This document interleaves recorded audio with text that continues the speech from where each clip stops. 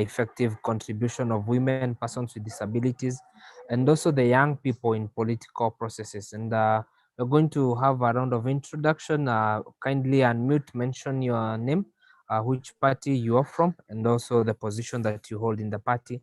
Once I mention your name, kindly unmute now to Salimia. I'll start with Pamela Wanga. Pamela, kindly unmute and say hi to us.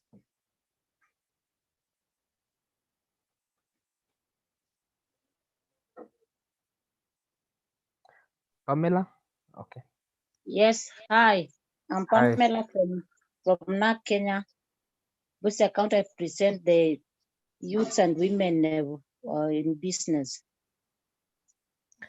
Thank you so much, Pamela. Karibu sana. I can see we have Madam Gladys Chania. Madam Chania, say hi to us.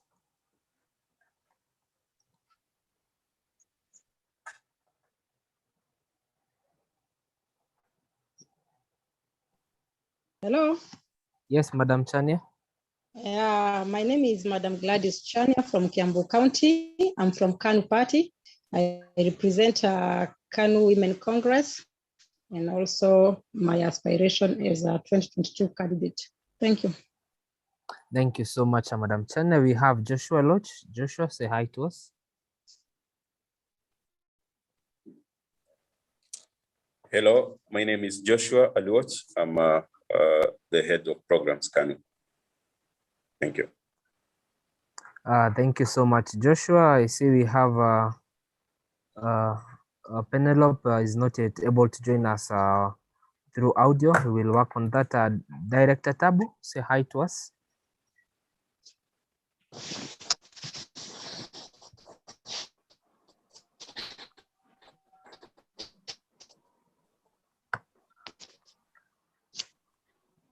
Kwa wazima. Kwa wazima. Nashukuru.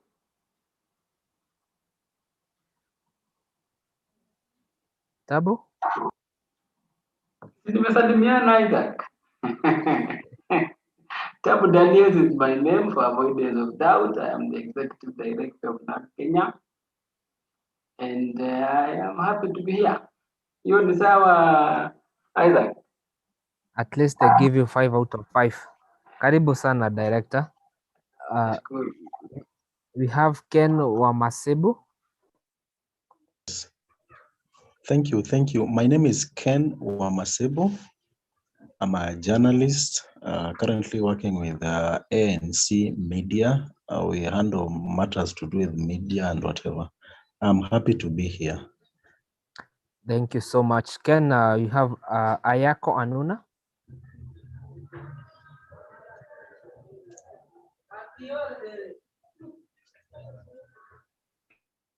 Ayako, can you hear me? Hi, everyone. Hello. Yes, proceed. I can hear you.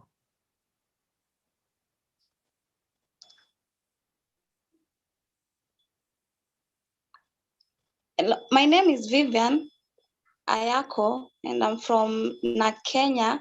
I represent the Youth League, and I also am a member. Thank you.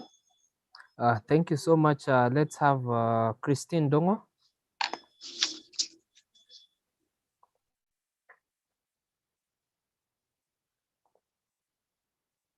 Christine, can you hear me?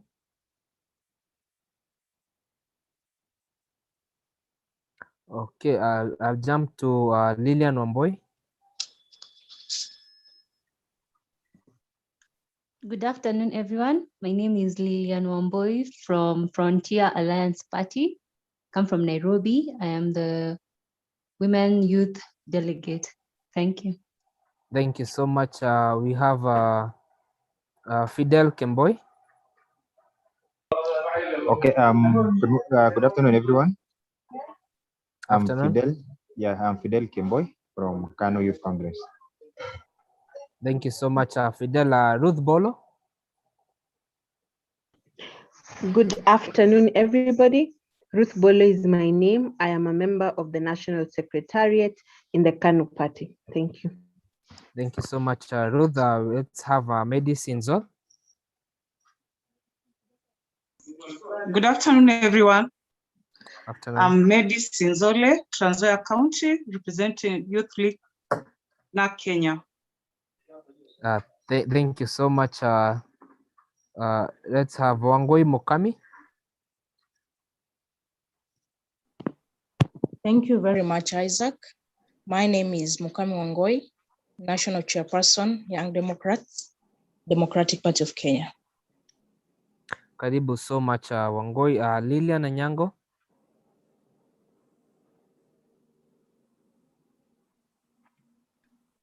Thank you so much, Isaac. My name is Anyango Lilian, Kenya National Congress. I'm the Deputy Women League leader. I'm glad to be here. Thank you so much, Lilian. Let's have Larista.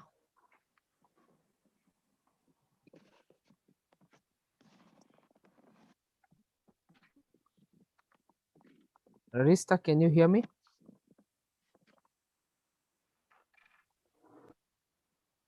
Okay, let's have Kevin Odor. Kevin, unmute and say hi to us.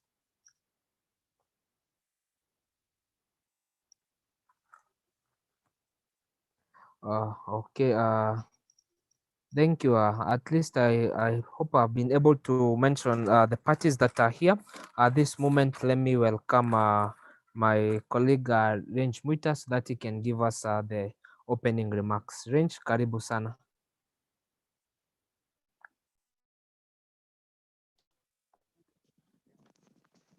Thank you, Isaac. Good afternoon, members of NAC Kenya, KANU, DP, KNC, and which other party do we have here? Forum. We are meeting here this afternoon, ladies and gentlemen, to have a conversation that is part of CMD-Kenya's core work around gender and inclusion.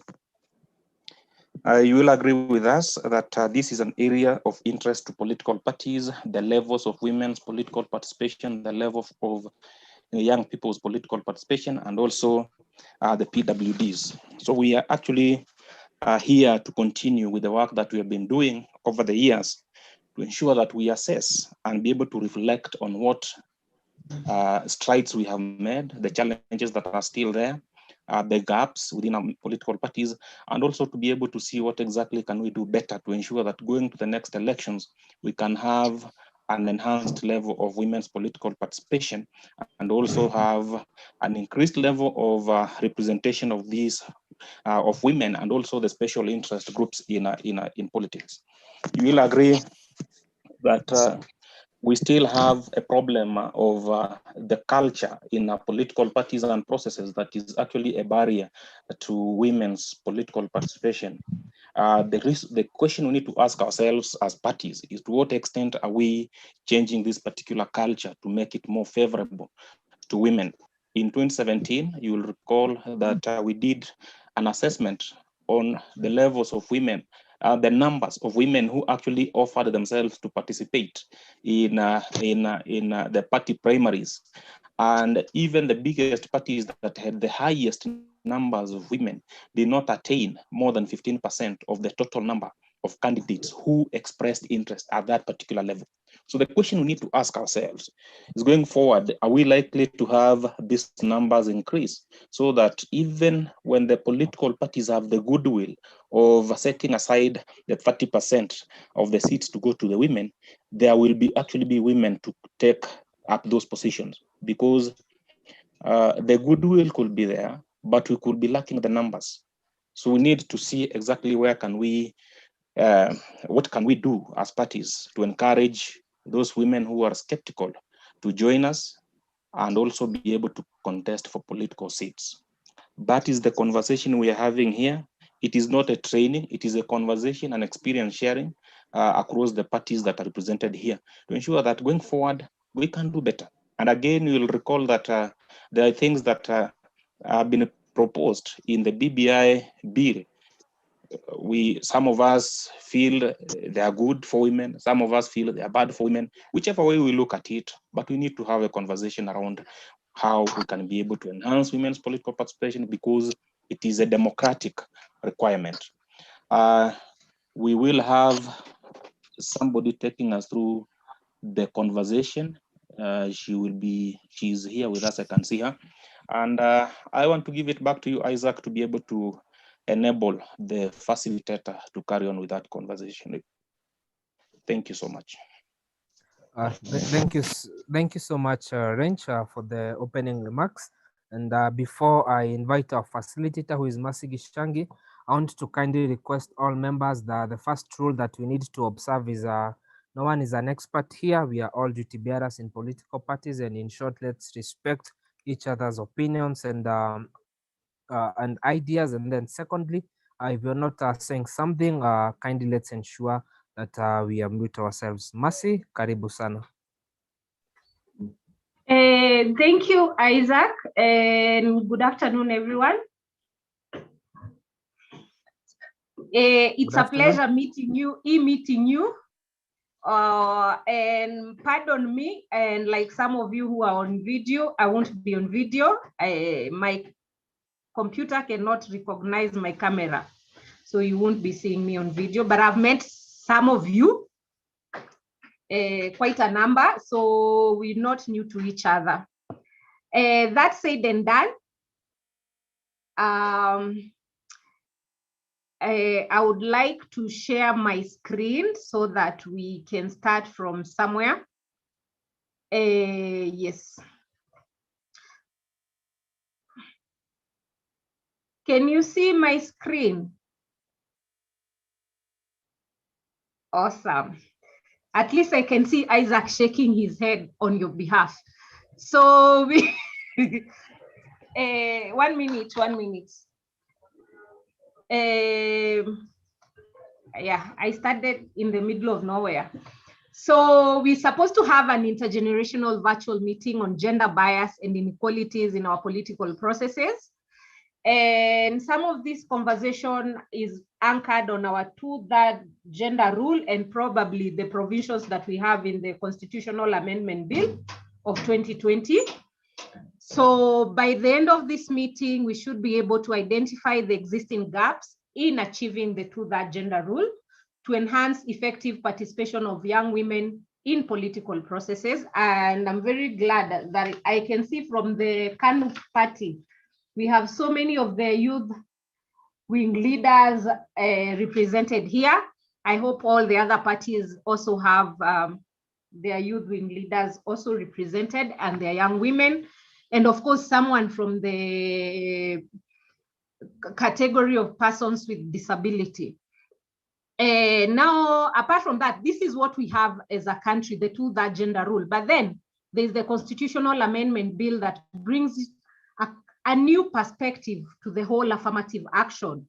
So we are going to ascertain the extent to which the Constitution of Kenya Amendment Bill 2020 will address gender biases that we've seen and that are prevailing and inequalities in our political processes. And of course, we are going to also examine, let me skip number 3 and go to 4, examine the contribution of gender inequality towards young women, youth, and marginalized groups being targets of political violence.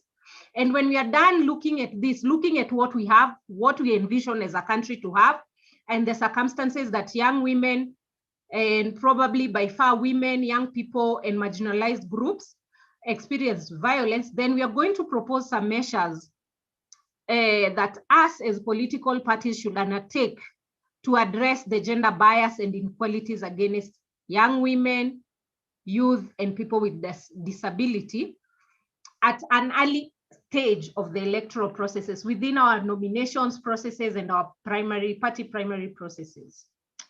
Yes, so we have 4. We look at what we have, what we are envisioning to have, the prevailing circumstances, and then develop a few workable and realistic priorities on what we are going to do as political parties. So there's the issue around gender biases. That is the main technical term that I've seen there. And we have gender biases being the preference of one gender over the other. assuming one gender does better than the other one is more capable than the other one, and all that. And some of these biases start right from the day we are born, and take different forms as we grow all the way probably to old age, and to the time we exit the earth. So these biases are due to stereotypes, due to cultural beliefs, due to religion, and all that. But then we have what we call inequality. Inequality is the opposite of equality. And as you can see, equality from this picture, I hope everyone can see my screen. Equality is where we want to treat everyone equal, assuming everyone wears the same shoe. So we are going to buy a size 5 for each one and every one of us. And somehow to address equality. Equality on its own is good because it gives all of us equal opportunities. It's a measure on its own. It has its own merits. Then we have equity as some of the terms. Equity is where we decide Mercy has a small shoe and Isaac deserves a slightly bigger shoe, so we buy the 2 shoes that are specific rather than buying one size and assuming everyone fits on it. And of course, we have reality, the world we live in today, is that I have everything and someone else have 0, or actually they're way under 0. They are -0 or -1. And then there's someone else, so in the class. And the reality is that the person that has it has all the power. The gender that has everything is way on top. Then of course we have what we call liberation, is where we remove all the barriers and make it even so that each one and every one of us can achieve the same desired effect or results. And of course, like I said, inequality versus equality, and then equity versus justice. It's good to give people equity, as you see on this tree.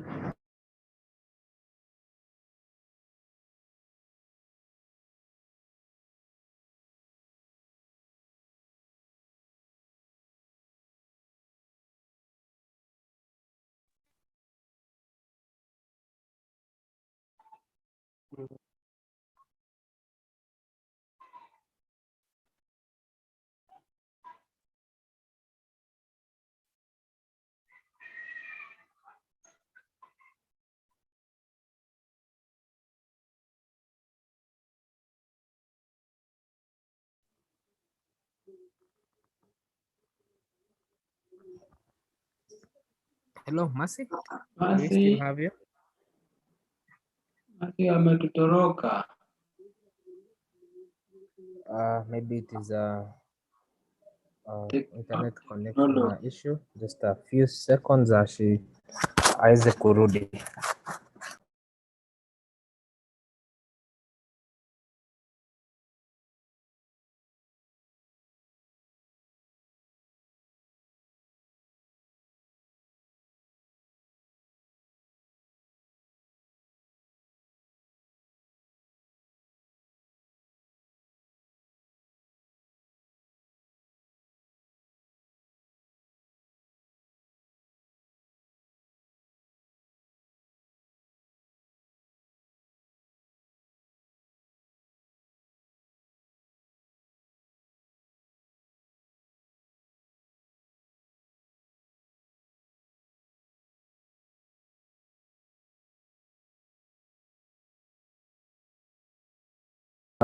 She's told me we just give her around 1 minute. She'll be able to join us very, very soon.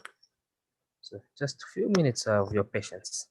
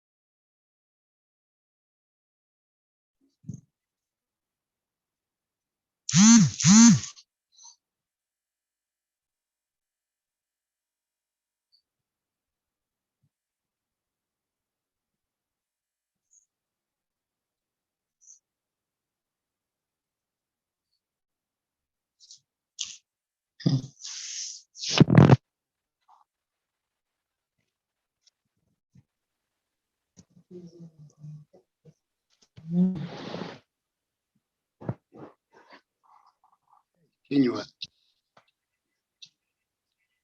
The second long Kenya. Yeah, welcome, Bona Kanguchu and other members who have joined us. Apparently, the facilitator, Mercy, some small, let me call it an accident, has occurred, but she's telling me she's trying to log in. So in less than 4 minutes, she should be back here. It was something that due to unavoidable circumstances. Well noted. Yes. So only asking for your patience. We should be having her back very soon.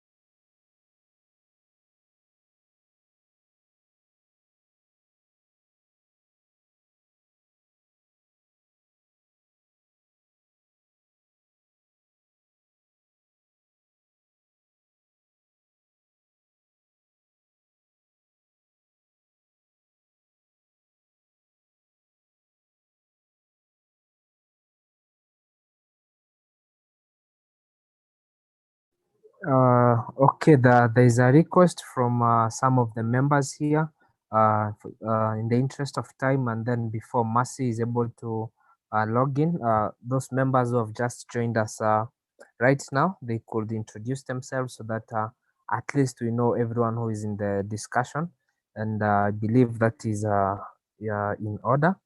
So I can see we have some members from Frontier Alliance Party who have just joined us, and also other members who have joined us. So feel free to unmute, say hi to us, and the position you hold in the party as we wait for Mercy to be back. We can start the members from Frontier Alliance Party.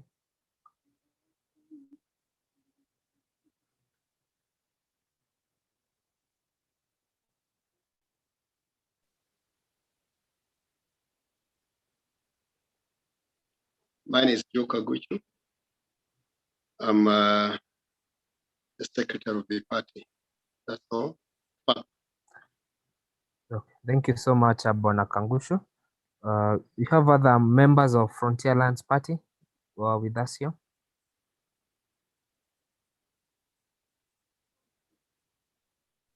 I can see Jackson. Keep still. Okay. And Lillian Wamboi. Okay. Lillian, can you hear me? Lillian?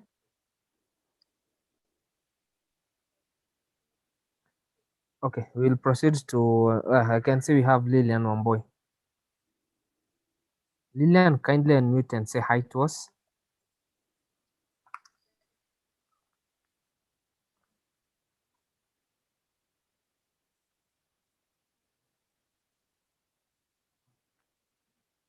Okay, Lillian said she had already introduced herself. Thank you so much, Lillian. Do you have any person who had not introduced themselves before?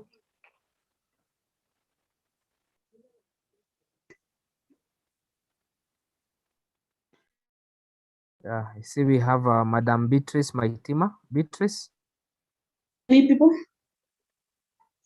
Hello. Yes, Beatrice. Yes, my name is Beatrice Maitima, National Secretary, Women Congress, Democratic Party of Kenya. Thank you so much, Beatrice. Do you have any other member? I think I just can't see Christine. Christine is our director in the office. Okay. Yeah. We had recognize. Okay, fine. I'll go next to her. Okay. Okay. Violet, had you introduced yourself before? No. Yeah, my name is Okay. Violet Shinde, Organizing Secretary, Women League, ANC. Thank you so much, Violet. Do you have any other person? Yes, with Pauline, we've got Pauline here. Pauline, Okay, introduce yourself. Pauline, kindly proceed. I'm Pauline Fuller, member ANC practice. Thank you so much, Pauline. Welcome to this discussion. Do you have any other person who had not introduced themselves before?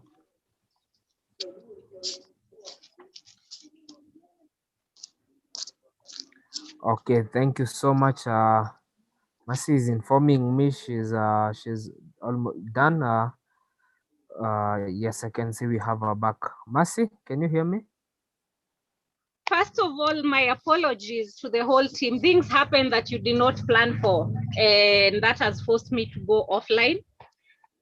My apologies. So let's continue from where we were. And for the members that are joining, no, we still have the same quorum. So we were talking about issues around equity and justice. And like I said, we can have equity, but still equity with no justice, meaning that we are making people equal while we are not addressing issues that are the underlying causes of the inequity. And so eventually we need justice and we need liberation. That said and done. And I know the political parties present today are more informed than I am. And we've had conversations around the Constitutional Amendment Bill 2020. Since last year, I know there's been a lot that has been done, forums facilitated by CMD and other partners. And based on that, I'm aware that you're all quite well informed on this. So I'll be just picking a few things that are standing out, things that we can agree whether they work to our advantage or they work to our disadvantage. That will be depending on you. And of course, you know all the amendments that are there. We have integration and shared responsibility, prosperity. And in terms of prosperity, there's a lot of opportunities that I'm sure in one way or another, if they are implemented, they will give a lot of economic empowerment to young people, to women, to people with disability, because it also brings a lot in terms of finances, and economic prosperity is one of the things that we need. We have the basic things that go around citizen responsibilities, Bill of Rights and Chapter 6. We have a couple of constituencies that have been created. And of course, we have what we subscribe to as a country in terms of boundary review, because the issues around the timeframes that it takes has not changed, but we have new constituencies. Then we have amendments to the executive's office, including prime ministers, deputy prime ministers, cabinet ministers, and all that. And of course, we have amendments to the judiciary. We have amendment to our public finances, national security with the police becoming semi-autonomous, not reporting to the public and public service commission. And of course, we have issues around different commissions and independent offices that are going to be created by this bill. Apart from that, we have amendments on IEBC and elections, which in particular touch on us as political parties and the way we do business. And one of the key areas that this provision is bringing is that we have, with the principle of not more than 2 gender, parties will have to comply with that. Otherwise, they'll be sanctioned. Then, of course, Parliament is required to make laws to settle disputes arising from primaries. And of course, we can also service election petitions through media, electronic media. And of course, they've broadened the number of people that can actually be IEBC commissioners, to include president, deputy governors, the DP, and governors.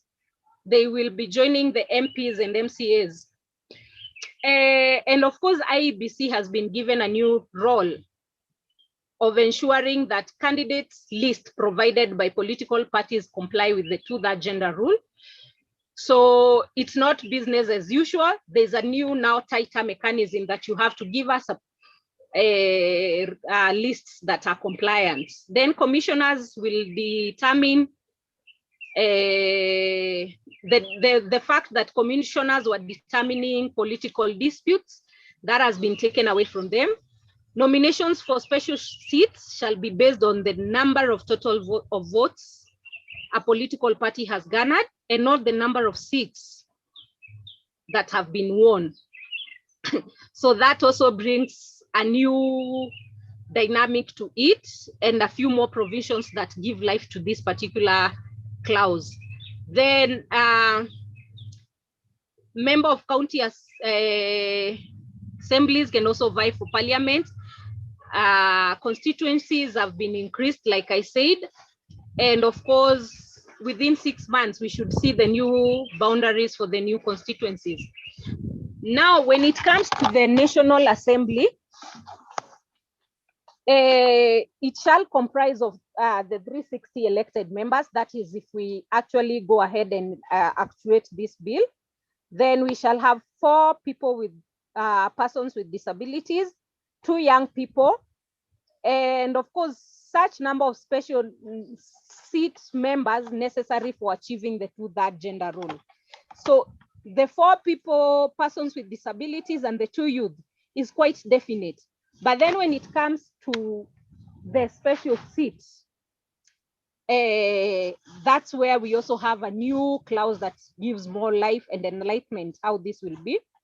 And of course, we have a couple of provisions for leader of opposition and all that. For that special seats, the nominations, they shall constitute of those people who contested and precedence given to those who received the greatest votes. Affirmative action clause shall be expired after 3 elections. That's for National Assembly. So after 3 consecutive elections, the affirmative clause expires. Initially, it was progressive, and when it was progressive, it was not definite. So it had not been given a definite time frame. Right now, we have a very definite time frame. Once it goes through, then we have only 3 consecutive elections. Then, of course, the other provisions. But now something else is that when it comes to those who have contested, then it also means the people that have gotten more votes. And this, to some extent, works both in a good way and in a bad way. So depending on where you toss on which side you toss the coin from.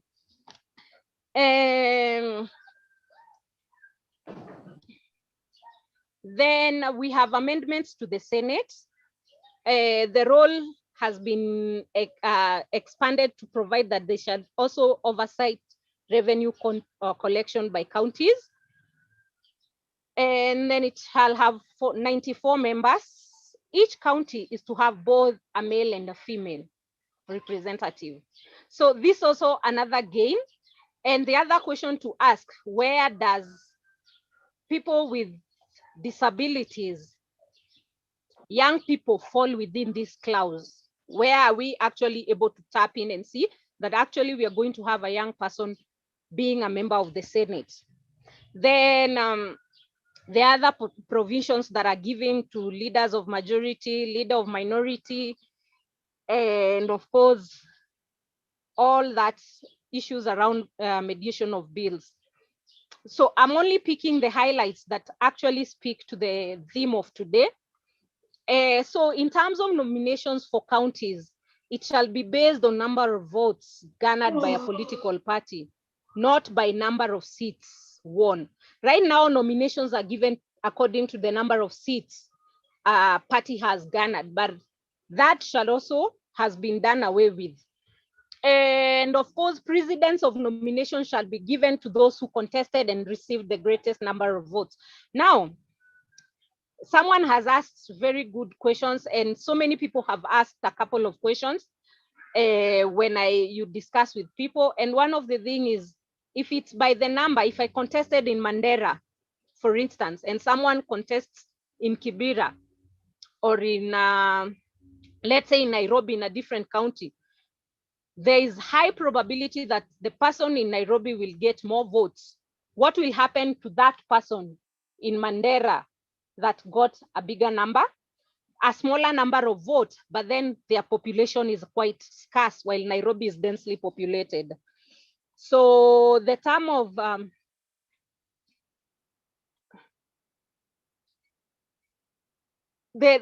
something about the county, the affirmative action clause, unlike the National Assembly, expires after 2 consecutive general elections. So you only do that for 2 elections. And discussions have been within the current affirmative action that we have, while it was progressive, people were supposed to take it and then move on. We've had people that have demarcated that as their own seat. You are running now a second term as the women rep. So based on this clause, it also gives us a challenge to ask, what do we do next? Secondly, there's also been questions on in terms of, initially women had a whole docket that had finances, that had a mandate to the people. At Senate, where it looks like the women representative seat has been given some kind of highlights, then the mandate to the people goes all the way to oversight. So meaning that women might not be popular, or even young women might not have the grassroots grasp as they've had.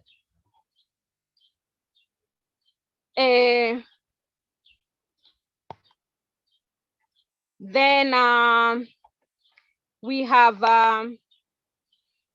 CECs can be appointed from county assemblies, not more than a half.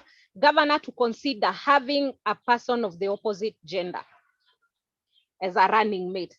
That is something that it's to consider. It's not necessarily a must, but they're given an option to consider, which gives a 50-50 kind of scenario, but it's still something based on where we are coming from. Then provision made to governors and the accountability to county assembly. And then we have amendments to the public service. The Public Service Commission shall have no control over National Police Service and other national security organs. So somehow that particular among the civil servants, and we also have a lot of our young people going into police. We have a lot of our young people just joining the forces, and our young women also joining the forces on an annual basis. This also takes something, or does it bring? The question to ask, is it adding value for us as young people, or is it taking away from us? So then something that is very good, very progressive, is that we shall have the first youth commission. And then 7 members of the Public Service Commission, 4 of them must be youth. Then functions include mainstreaming youth perspective in planning. We've not had quite an explicit youth plan perspective in planning, and of course, facilitate generational mentorship of African culture and current trends. Those are the key highlights that we have in our provincials that actually touch on young people, on women, and slightly on people with disabilities. Any question or any addition on something I've left?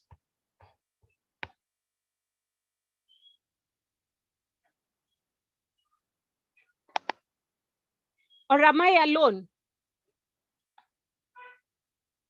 Hey, by a show of hand, let me see who is here, who can hear me. Or I was talking on my own. I'll be so shocked again to find myself on my own. Sawa sawa, nimewaona. Asanteni. Kuna swali. Ruth, unataka kuongeza kitu? Ruth, no, I'm still digesting. I was actually raising my hand as you had said, those who can hear you. So I'm still digesting before I can give my, yeah. Awesome. And Wangoi Mukami?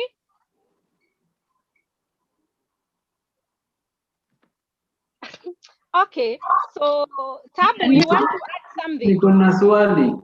Aya, uliza Tabu. From where you sit or stand,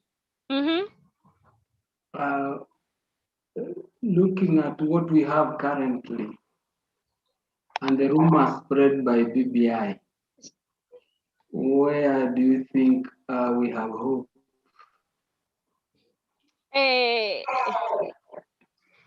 Right now we have room because, like I've said, where rumors is, grapevine rumors is that this thing is not going for referendum. There's high probability it might go to parliament. There's also high probability anything can happen. But then we also need to come out and speak.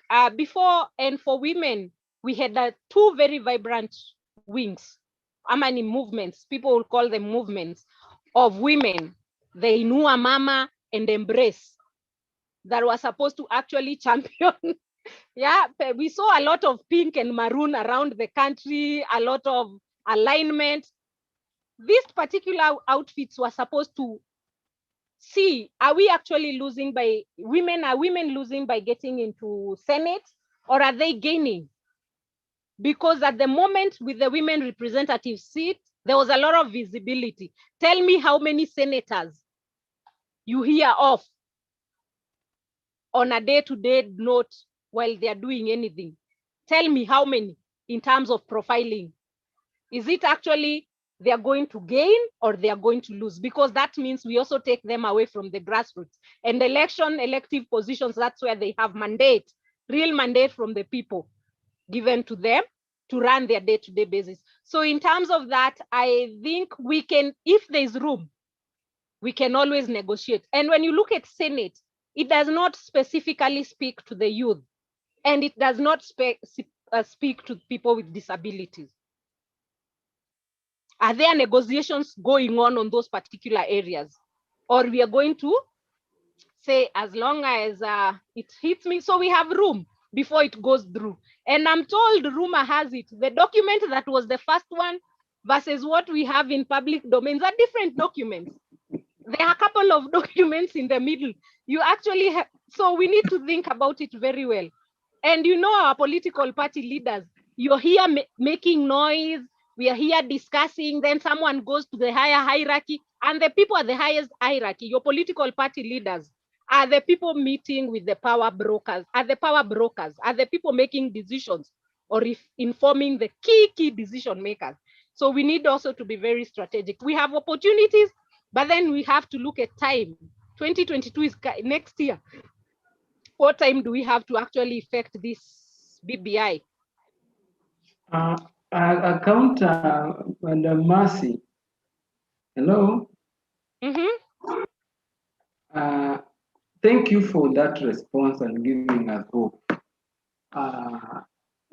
When we look at the constitutional provisions in terms of where the bill has reached, and having been told that the vehicle left the station And the public participation that is ongoing, that has made the National Assembly and the Senate not even to present their report tomorrow, even after having retreated at Naivasha to complete the report. Is there anything that can be done when the law is very clear that even the members of the National Assembly cannot delete nor add anything to the bill as was sent to the county assemblies? And now theirs is just to do to comply as well as per what the law stipulates. So where are we now that the window is closed and there's nothing that we can do as law provides? Tabu, where I stand, I wouldn't be in a position to give you a very definite answer. If I was to study law, I would look at the loopholes and where we can actually penetrate. We have a couple of petitions in court. Okia Omtata, who represents Wanjiko and Kamau together, and Otieno are in court, trying to see if we can put things to stand still.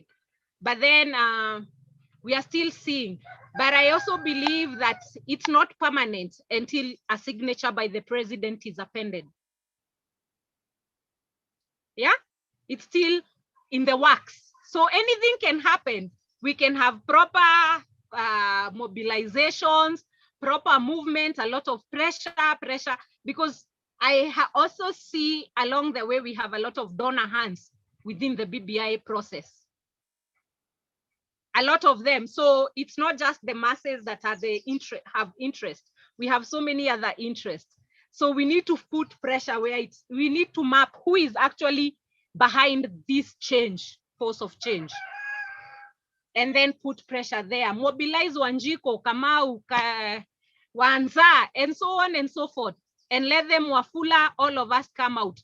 Other than fighting a Kikuyu versus Kalenjin battle, you know, the have it versus not have it. It's not a very good conversation for us as a country. So we need to see, is there a place? We need to get a legal person, because personally, I cannot advise you legally. I'll be misleading this discussion. And thank you. Yes. I have seen a question. Someone has asked how they will determine the number of votes a political party will be established. I think that will be determined by the election results. And right now, unfortunately, no one has the monopoly of the future or the ability to predict. We can only do guesswork. And when it comes to elections, we can only wait. I'm told we vote, but somebody else votes on our behalf when we are sleeping. So you never know. I'll share the documents. A candidate can be voted from across the divide. A Jubilee Party candidate can be voted for by a voter who votes in senator from KNC. Let me ask you, and pardon, when it comes to voting, I know I can be a member of, when it comes to national voting, I can be a member of ODM and decide to vote someone from NAC Kenya, someone from Forum, or someone from KANU. I have that freedom. I am not supposed, because I registered for ODM, to actually only vote ODM candidates, and that's something that is out. Or I'm wrong. Please, kama niko wrong, muniambie.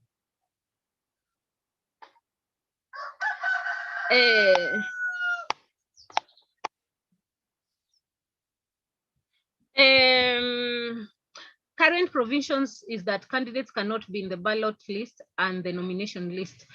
And that's why, is it, and those who will be in the, this one is not, unless the BBI process goes through, then we revise all these provisions.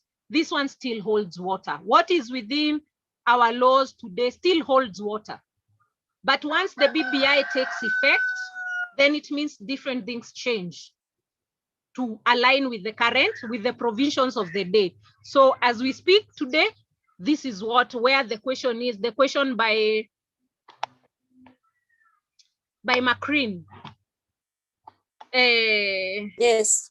Yes, it holds right now as it is. But once BBI goes through, that goes out. Now, I had prepared a couple of things, and we are supposed to also critique ourselves, because is there another question before nianze kusonga songa? So Mercy, Enoch has his hand up. Awesome. Let me see. Okay. Enoch, there's someone. Macrin, just a minute. Let Enoch go. Because I think Enoch's hand was out. Yes, Mercy. Yes. Can you hear me? Yes, very clear. I'm sorry, I don't have my audio device plus my earphones. Mm-hmm. So I'll the mouthpiece directly. Now, Yes. Certain issues have been raised, and thank you first of all for your elaborate explanation on the processes and what we expect from the BBI. I'll want to come in through Daniel Tabu's question initially about whether Parliament can or cannot amend the bill as is. And my own opinion, though not legal, is this, that number one,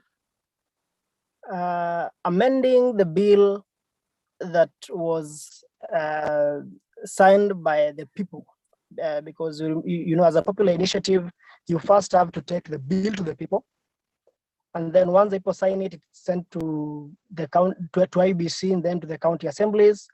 They ratify, then they take the bill to the National Assembly and the Senate.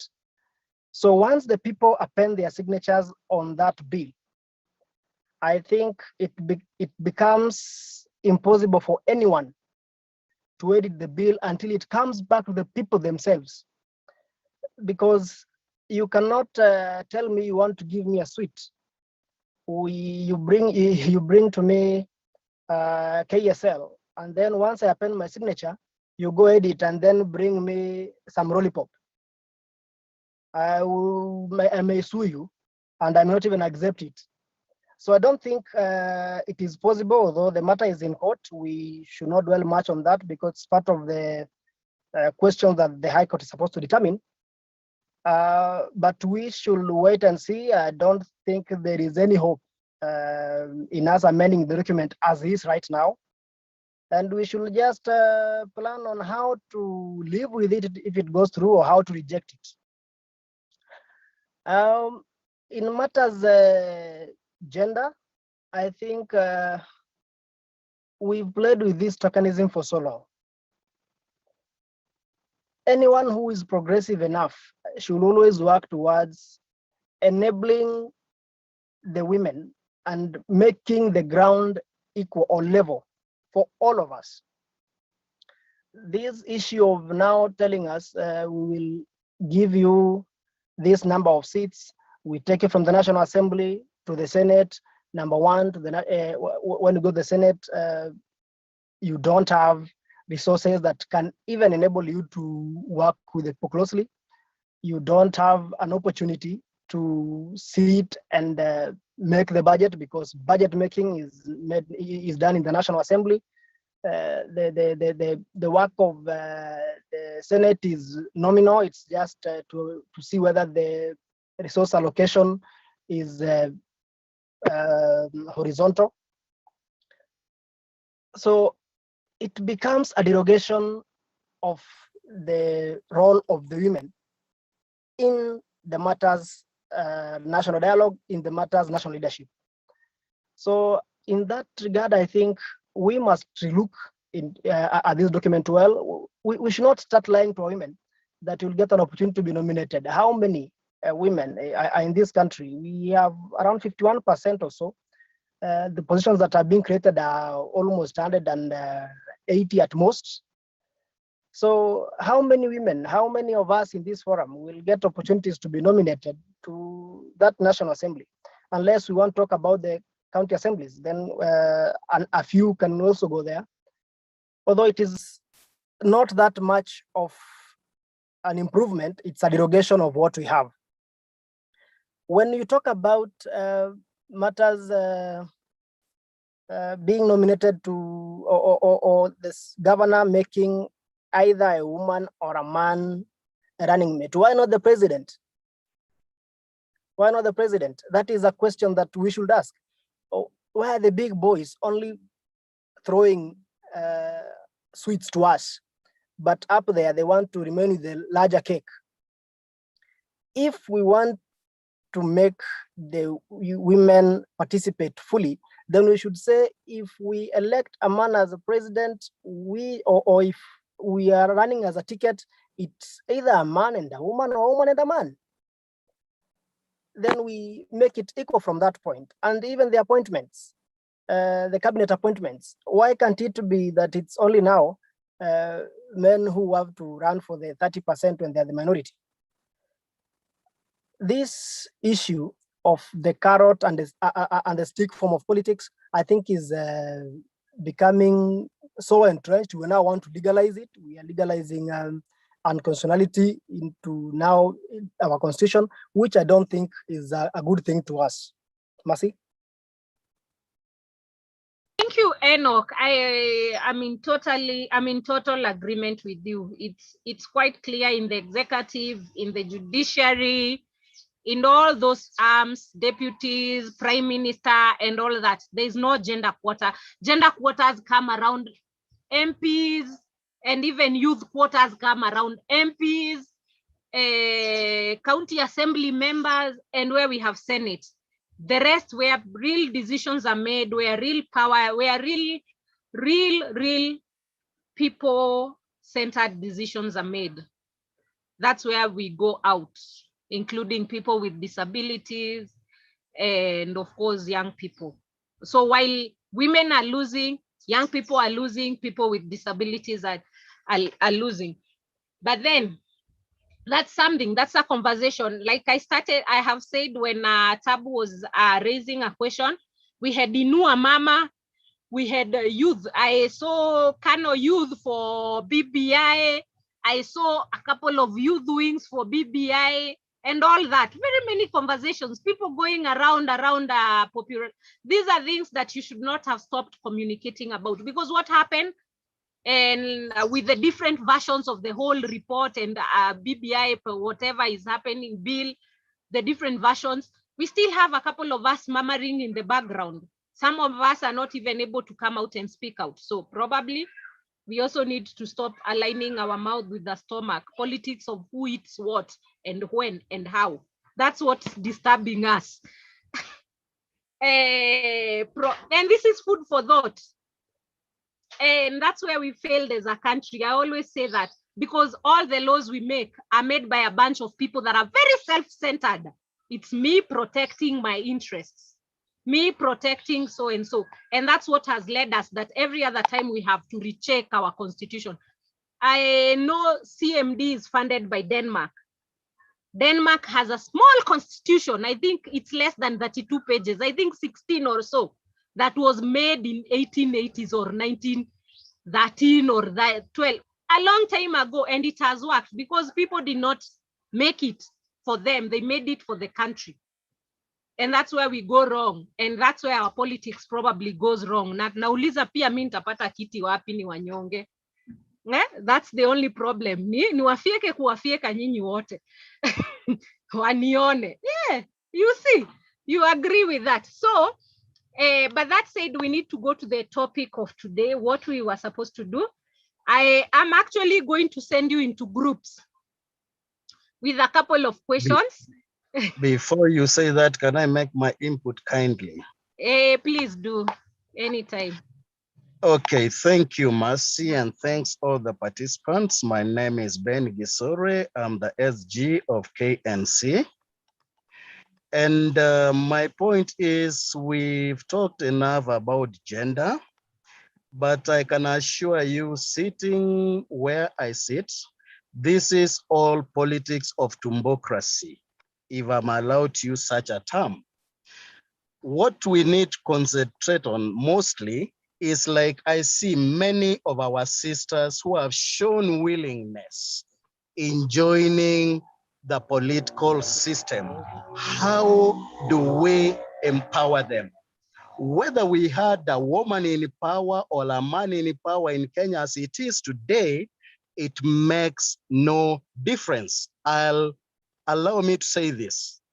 Today, political parties are not getting the funding which they used to get, courtesy not of men. But if we look at it, women or a woman has more to do with it than men. When it was men, political parties were getting funded. But now we know what happened. Number two, we have things like corruption. We know who those saloonists we see with money bags, sacks of money, those are not men. So I think whether we talk of women being there or men alone, that will not help us. It will not be progressive. Let's see how, like the sisters that we have here today, how do we empower them, get or realize the dream? But all these other things is politics of tumbocracy. Thank you. I yield back. Thank you, Benjamin. And that's quite an order. And we need to be more pro future generations rather than pro us. And I can see a couple of hands are up. We have Ruth Bolo and Macreen Biga. So please, Ruth, go ahead. And I like your hand, it's black. Well, thank you. That was very intentional. I think just to chip into the already ongoing conversation, from what Enoch said and, you know, the voices that came afterwards, yes, the special interest groups are losing. That we agree. But what is being done about it, and what has been done about it before? Because if you look at the suggestion of women when the constitution was being written in 2010, it is women who came on board and said, you know what, we want this women representative seat. And then now come 2020, we are now talking of Building Bridges Initiative and the whole document. Now, Kenyan Women Aspirants Association, or whatever that caucus group is called, now says, no, we don't want that anymore. We want to be pushed to Senate. Young people in 2010, all they asked for was the mention of youth. They just want to be mentioned in the document. They want to be recognized. And true to it, in the referendum, we were recognized, you know, as young people. Now, come 2020 again, I remember we were in PDF last year when Sifuna made a statement and said, you know, the Building Bridges Initiative is is collecting views today at KICC, and I've not seen young people there. And the question was, we are here trying to, you know, strengthen the spirit of democracy, and you're telling us to leave what we are doing and go and give our recommendations. That was an intentional effort to basically lock out young people from that process and from that engagement. But what happened? The next time that they called young people went in numbers. The only problem is that the mainstream had Keleweke and Tangatanga. Women had Inua Mama and Embrace. Then young people had young people for parliament, for BBI, Vijanana BBI, young people from Mombasa and BBI. You know, we had so many small groups that now made that common voice very difficult to have. So I agree that we tend to look at today when we are coming up with our legislative documents. We rarely think about tomorrow. We rarely think about the generations to come. But now I feel like we are, as political parties, we should be able to say, in case this goes to this direction, how then do we align ourselves to it? In case it goes this direction, how then do we align ourselves to it? Because another problem we have is political parties only become active whenever there's either a referendum or there is an election. Then how do you expect your members or those that follow your ideologies to be able to keep up and feel represented. You might not be in power, you might not maybe even have a majority in the legislative houses, but there are those ardent followers that you have that will expect you to be able to create certain platforms for them. They'll expect you to let them know whenever there's something, and then they might not be able to all get the document, but if you sensitize them, then they can hear. Because like for us, when the first BBI draft came out, we went around counties sensitizing people, telling them this is what is in the document. What do you think? We collected views, and then from those views, our Secretary General was able to represent that. Now, looking at some of the political parties, the question was, where are you getting your views from? Because quite a number of their followers, you would see them online saying, okay, when did you, I'm seeing you people said you collected in my county. When was this? So I think as political parties, we need to have that conversation of where are we at now? What are the mistakes we've had in the future, and how do we use this period to ensure that we don't have it moving forward? What is the way forward? Thank you. Thank you, Rose. Thank you for asking us the right questions at the right time. I believe, but I am sure we've been asking the same questions. When will we start acting? But that said and done, I can see a couple of hands. I see Macrin was earlier. So please go ahead, Macrin. Yes, thank you, Mercy. I was even almost giving up because my hand has been up for long. Don't worry. I'm so here. Thank you. Yeah. Thank you. I just have a small concern.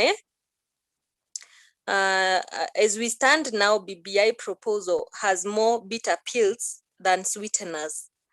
And as young people and young women are left to with a name consideration, consider gender when you're doing this and that. And even for the youth, I don't know if Atakama, even they have been given that name consideration, leave alone the PWDs. So my question is that you now that you're well conversant with the document, and you never know, maybe you have been together and had some tea.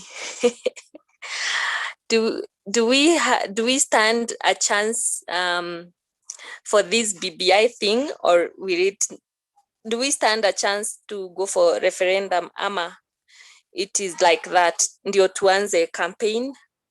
And some of us have been delayed by this thing.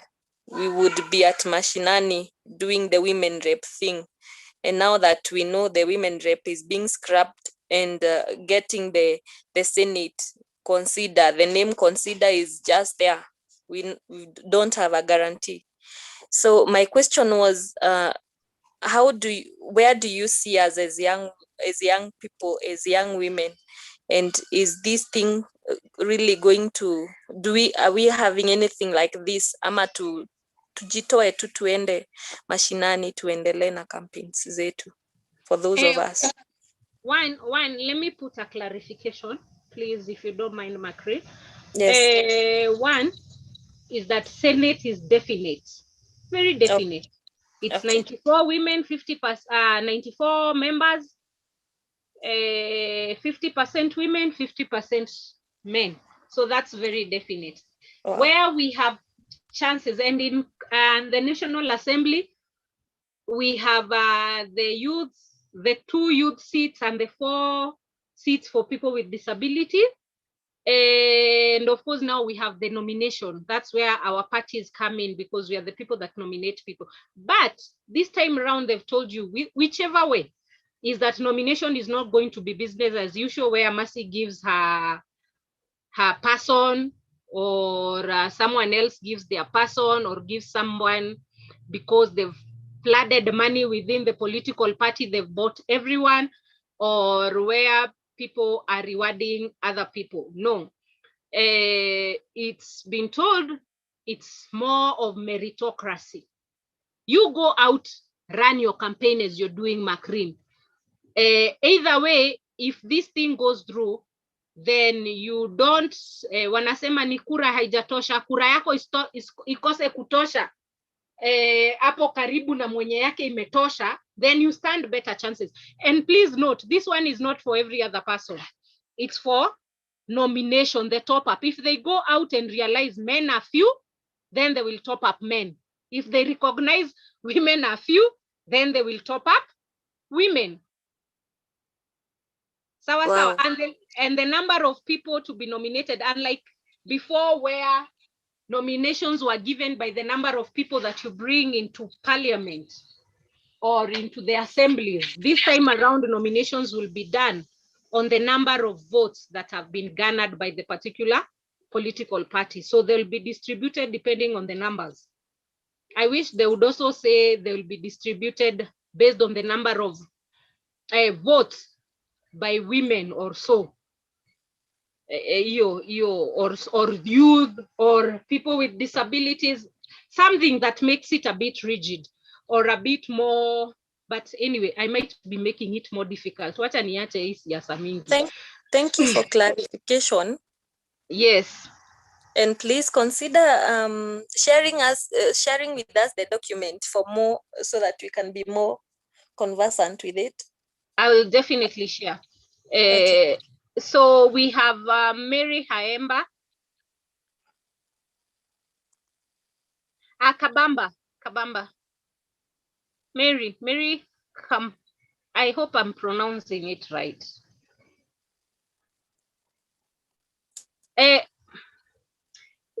Ameinua mkono tafadhali. And while if you're not near, can we have Tabu? Tabu has his hand up.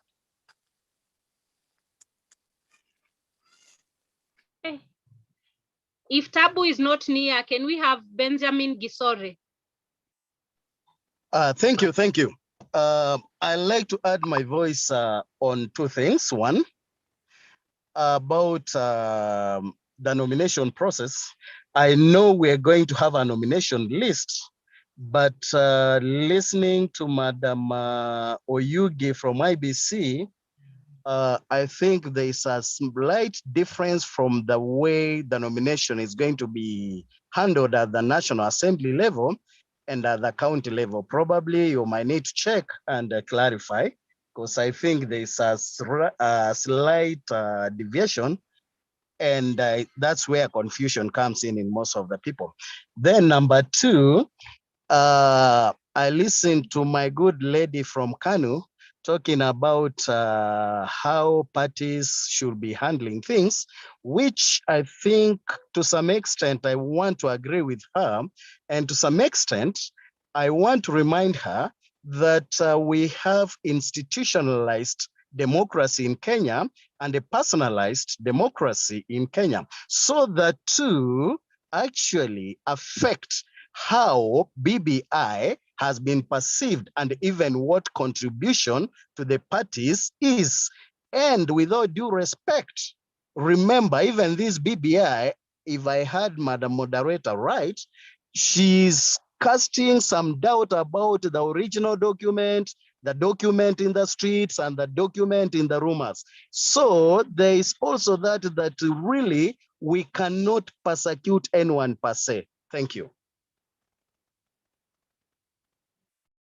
Benjamin, is Tabu back?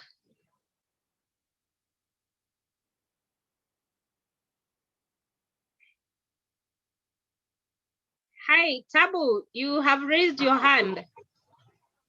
I have, and I wanted to make my statement. Am I allowed?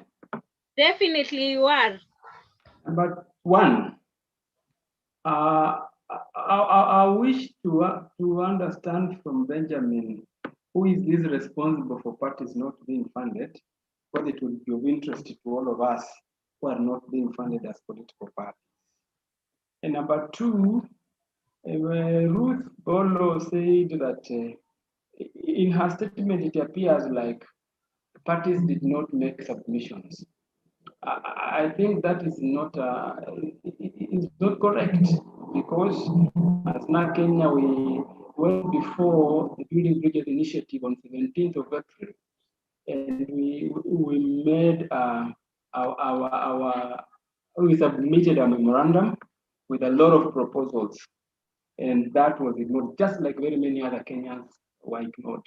I also want her to remember that the people with disabilities made a memorandum to BBI and were requesting for an electoral college where they would meet as people with disability to elect one of their own.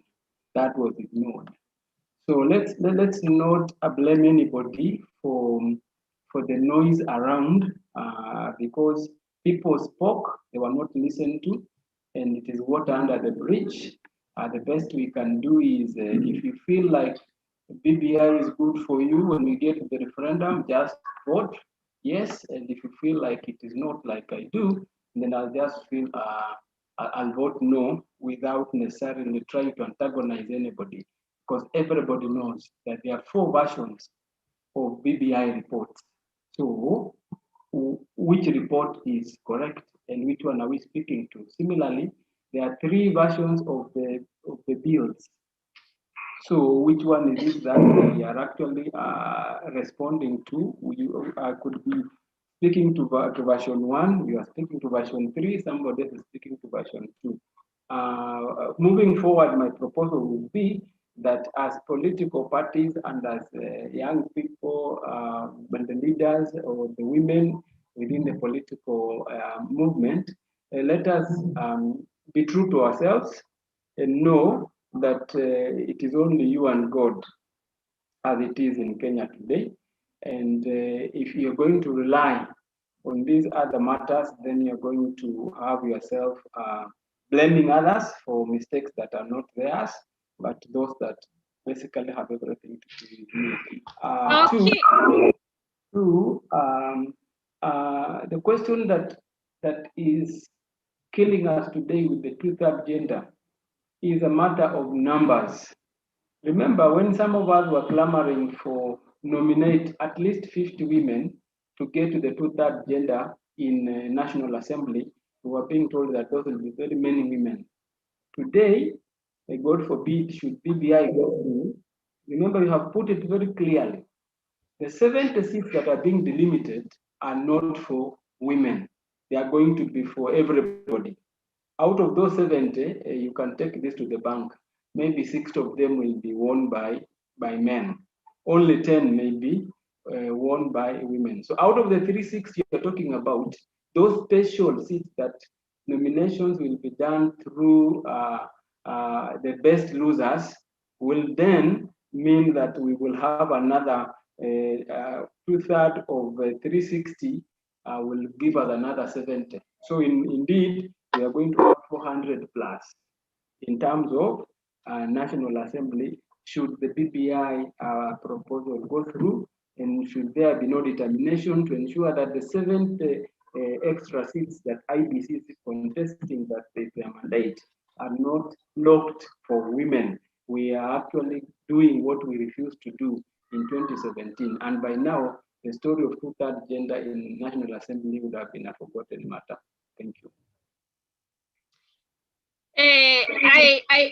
I am aware Ruth wants really to respond because she had talked about young people presentations on the BBI when they were asked, not necessarily all political parties, but just the voice of young people. And she talked about the different voices of young people that came through. And I really know that we can have this conversation about the BBI on and forth, but then we'll be missing the main agenda of today. BBI was just a fraction of the 4-point agendas of today, and we need to go to the next level. Is it possible that you can type your comment on the chat box, or do you really need to say something, Ruth, and it will be very brief?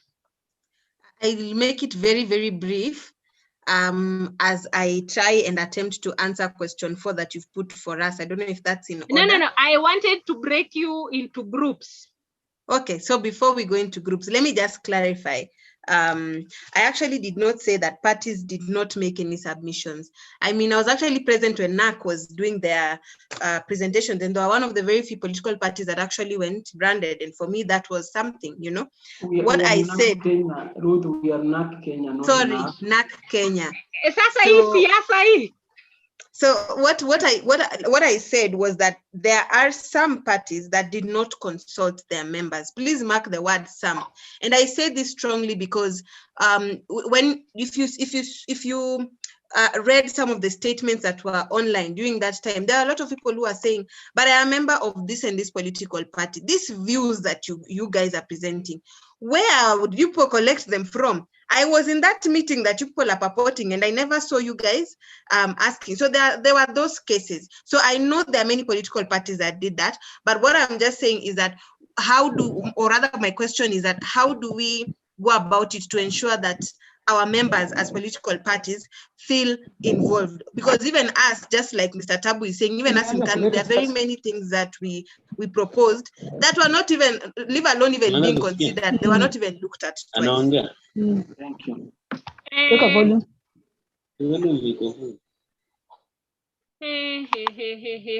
I will mute you with serious agenda. Where is Ruth? Ruth has disappeared. Kindly let me. No, I'm here. I hope you finished. People started talking while you're talking. But do you have something else to add, or I should put it to rest? No. Now that you gave me the opportunity, let me just finish. I wanted to let 2 seconds. 2 seconds, I'll be done, Masim. You see, I also, to be very honest, in politics, we are always told, when they close for you the door, whether it is through the roof and through the window, and let them come in and find you cleaning and arranging the desk, they will wonder, now you are litokea wapi. And I will give an example with my party, not to disregard what other political parties are doing, but giving an example with my party. My party Kanu had a post-election coalition agreement with Jubilee. And so that, of course, meant that whenever the matters of BBI were being discussed, we had to be on the table. But we saw they were trying to edge us out. They were trying to push us out. And so what did we decide? We're not going to be part of the bigger rallies that they're doing. No. We are going to do small town hall meetings. And after 4 of them, they called us and they asked, okay, munasumbua. Hamsumbui sana, but hata hii kidogo itakuja kutu affect. How do we come to a consensus? So I think as political parties, let's not always wait to react whenever there's an issue. But what I'm saying is that even with whatever documents come along the way, let's always come together and ask ourselves, how do we mitigate this situation? And in case it goes this other way, what else can we do? Looking for other options as opposed to sticking to one. That was my proposal. Thank you. Enoch, will you say whatever you want to say in the shortest time possible? Or your hand is up by mistake? No, sawa.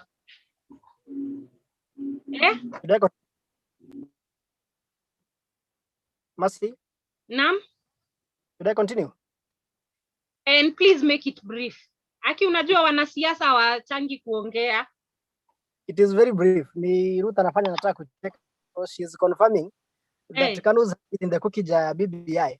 But that's aside. Now, there are things that Tabu has raised. That we have bills and copies of BBI. But you said we should not dwell more on BBI. But one thing I'll have to say is this, that as political parties, as individuals, let us know this BBI has its owners, and the owners are 2. In fact, I can even narrow it to 1, the president of this country. He is the only one who knows what is in the BBI and what is not, plus his deep state. Although I know Ruth is among the deep states nowadays, but they might not even have the true copy of it. We just have to pray and continue mobilizing our people to reject it. Sawa. Lillian is asking me a very important question. How is it possible to handle the next whatever agenda in 3 minutes? I'm sending you into breakout rooms. I will let you know which group is which. And then you'll have precisely 7 minutes to discuss the 4 questions. I had posted them here, but I'll also broadcast them in the groups, or I'll bring them individually to each group. Sawa sawa? Sawa sawa, Lillian? And I would ask, kindly, you'll allow me 15 minutes extra. Is that okay? Come again, Mercy. Nimesema hivi, Lillian ananiuliza, which is also eating into the next 25 minutes or so, how we are supposed to do 3 other agendas in the next 25 minutes. And I am saying I'm breaking you into breakout rooms.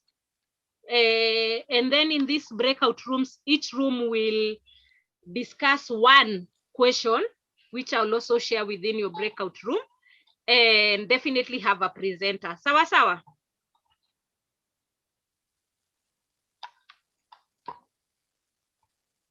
Tuko sawa?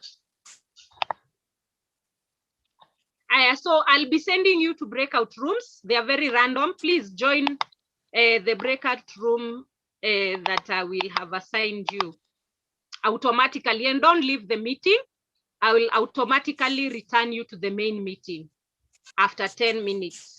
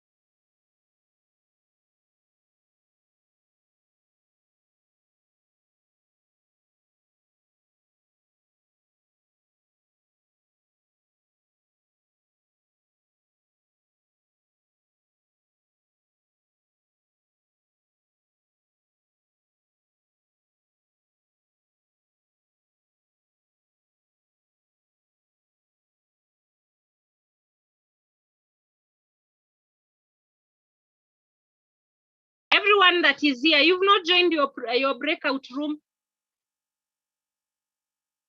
Hello? Mercy, Yes. please take me back to breakout room 3. Who is that? This is on Koba. I was in breakout room 3. Alafu I logged off. Yes. You're in breakout room 3. Yes. Huyo ni nani? Amesema ni nani? On Koba, Enoch. Enoch, nimesikia Wilson. Let me look where you are. because it's supposed to be in breakout from 3. Awesome. Okay.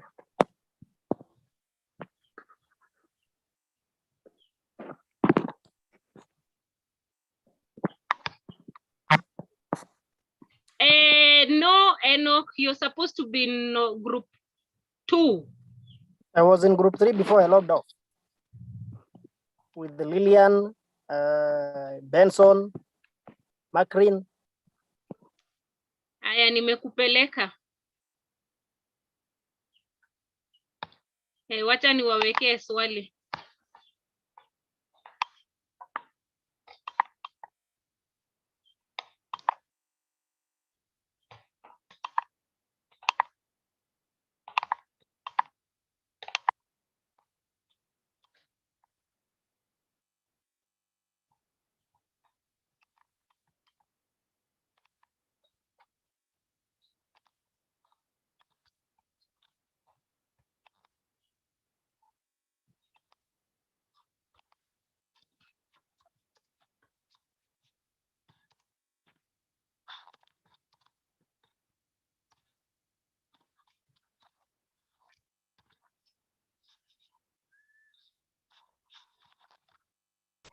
Hello, Mercy.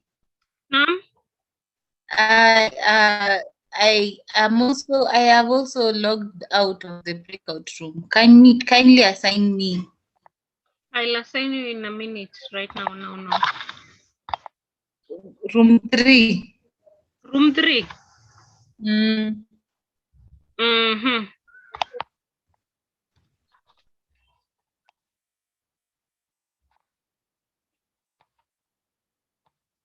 Okay, 1 minute. That is sikuwa naangalia ni Medi ama ni Ralista? Medi ama ni Tracy? Ralita. Book 3. But I can also see Ralista. No, you're in room 2 and you've not joined. Tabu is in room 2 and they've not joined.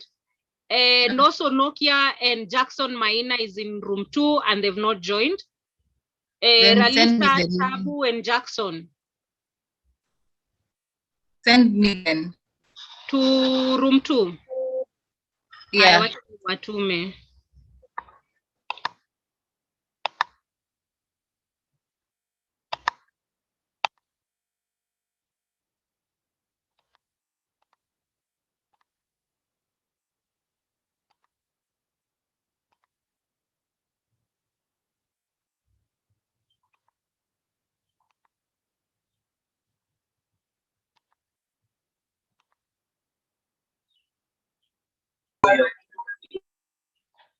So you guys are already in room 2? No. Tabu and Jackson Maina. They've decided.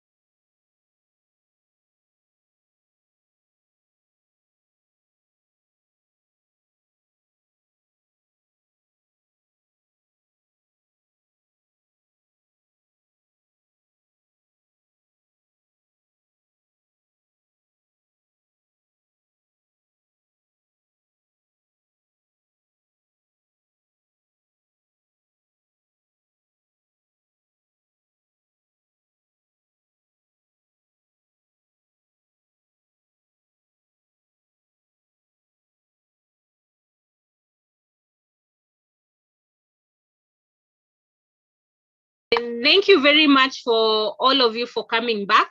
So I'm going to go straight. I see someone like Pauline has something exactly at 4 p.m. Can we have group 1 where Ayako, Ken, Medi, Nancy, and Pamela? Please, can you present for us in what you have?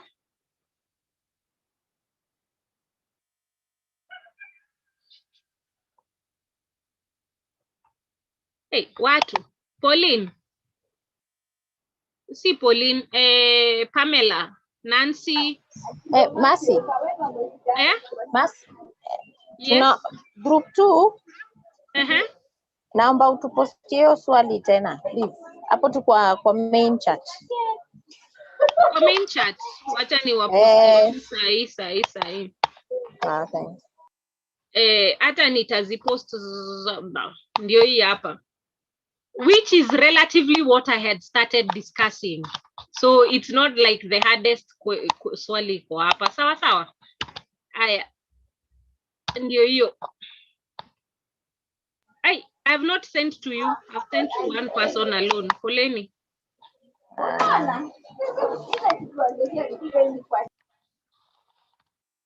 There you go. Have you seen it? Can we have group 1 presenting?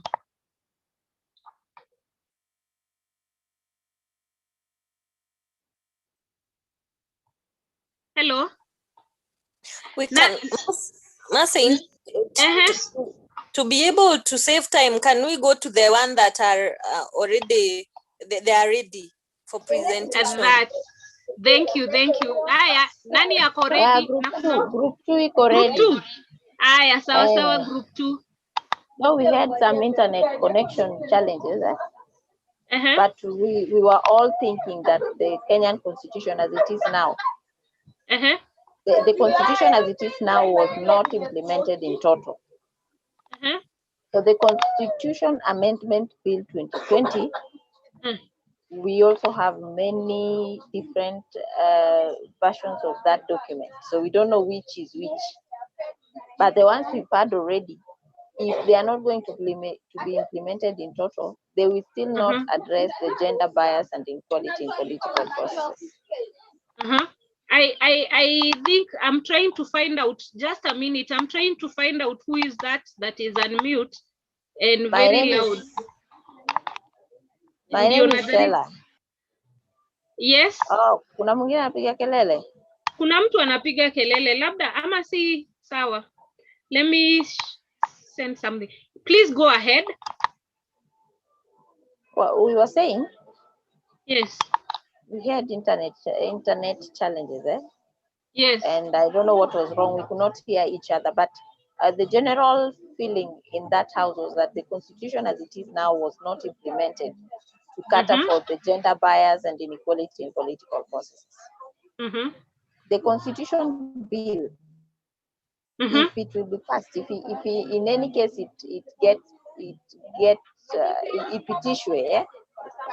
it will still not address these gender biases and inequalities, because the same people who sat and drafted the constitution and passed the constitution that has been guiding our operations are the same people trying to fix the ills that the issue that they think the constitution as it is was not able to cater for. And secondly, we also have so many documents, the Constitution Amendment Bill. We have so many documents. So the public, we don't know which is which. But the ones we've gone through, I don't think they will still cater or address the gender bias and inequality in political process as it is. So we need to do better. We need to do better. And we also tunaona iko wapi haja tukuwe na constitution amendment kama constitution yenyewe haikuwahi inaitwaje kuwa implemented, hawakujaribu hata kuimplement tusaidie kama Wakenya. So why should we have amended in the first place? Yeah. So it's too early to start modifying what we've not implemented. exactly. Okay. It will be like adding problems on top of other problems and not getting the solution as it is. The solution is implement the one we have first, then try to amend it.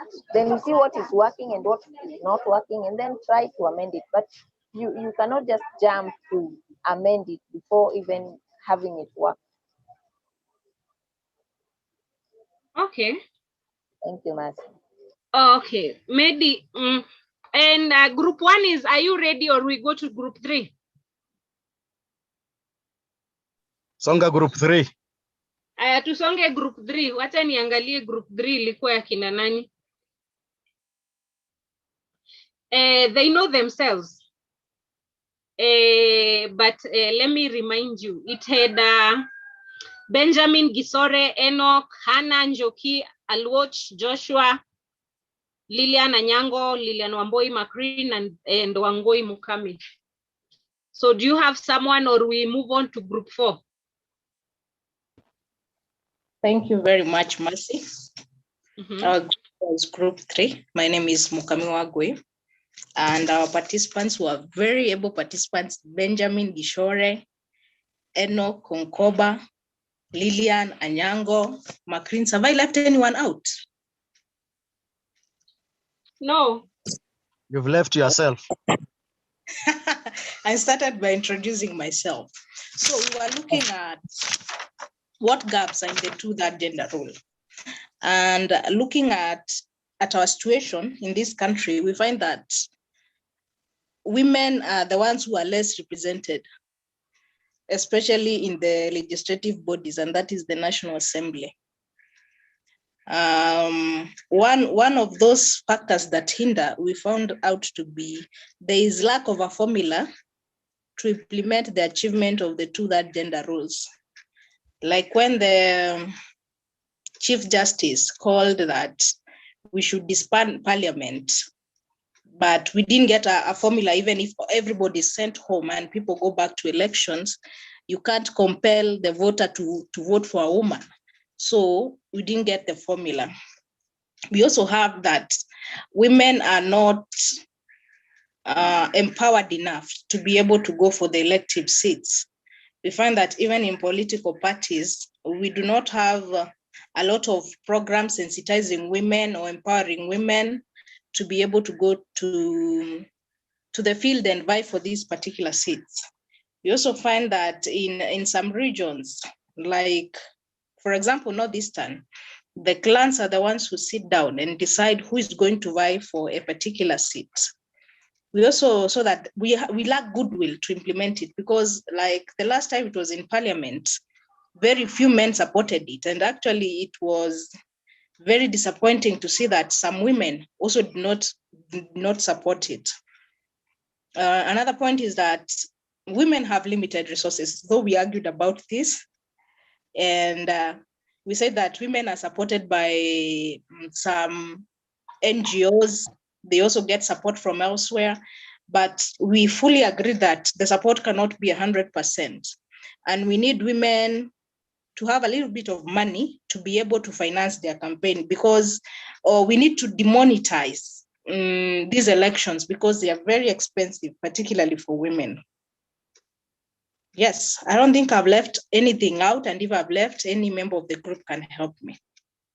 Asanteni. We talked about lack of implementation of the existing laws.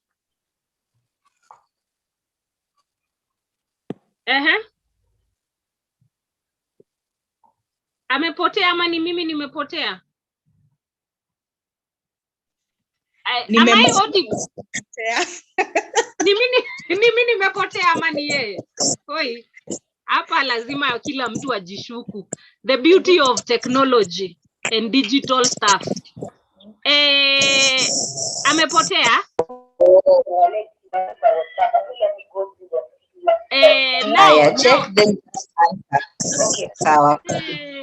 Host wangu ni mutia hawa.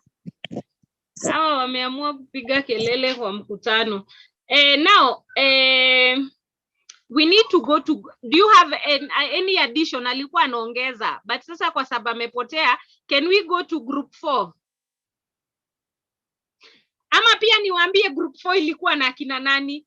Group 4 tuko tayari. Oh. We are very much ready, Mercy. Unataka kuchoma? Si chomi, group 1 wamejificha. Mbona sasa unajua? Okay. Good evening, everyone. Ruth Bolo is my name, from rather representing group 4, where we had Christine Ndungu, we had Ruth Ochieng, and we had Mary Kabamba. We also had Sela Opio for like 2 seconds. Then I met her here representing group 2, but well, ni siasa. Now, we also had Galaxy J6 Plus, though we're not able to establish who that was. So I will just read our question very fast and then give you what we discussed. The question reads as follows. What are some of the measures as political parties we should undertake to cure the gender bias and inequality against the young women, youth, and people with disabilities at an early stage of the electoral process, particularly during the nomination and party primary process? We began by agreeing that this is a discussion that has been done quite a lot, and we felt that for one reason or another, most of the time when these things are discussed, they are never really implemented, and so there needs to be an implementation plan. We talked of, or rather we recognize that most of the political parties already have in place mechanisms at the nomination process, where they have subsidized nomination fees for special interest groups, and they have also subsidized membership fees for special interest groups. So we didn't dwell much on that, but urged other political parties that haven't done that to go ahead. And then we also talked of using social media to attract young people. This is a tool that a lot of young people use of late, whether it is passing on information or getting information. We also noted that the reason why a lot of people in the special interest group bracket are not active in the political space is because of the myths that are out there about politics. It is because of the perception that is out there. You know, they say how politics is dirty, politics is for criminals, it is for thieves who just want to steal public funds. There are these discussions about women in politics and their character, all these myths that are surrounded. And so this makes young women, or rather women, because of their families and young people and people with disabilities, shy away from politics. And so we thought that political parties can begin to push the correct narratives about politics. They can begin to demystify some of the myths. They can begin to break down politics in a manner that young people will understand, because a lot of young people will tell you, mbona unataka ni join hiyo kitu na venye huwa tunaambiwa iko na tabia mbaya, you know, because they've had all these wrong things about them and they don't understand why you're telling them to join.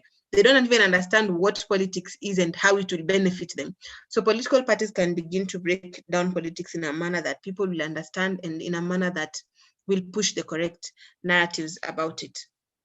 Another thing is that we realized that political parties don't normally prepare their candidates, and that's why last minute you find that a lot of women especially come into the political space with a certain narrative about what campaigns should be and how finance campaigns will be. But then later on, when you interact with them, they tell you, mimi sikujua I needed the finishing power ya pesa huko towards the last day. You know, these are things that they're never told.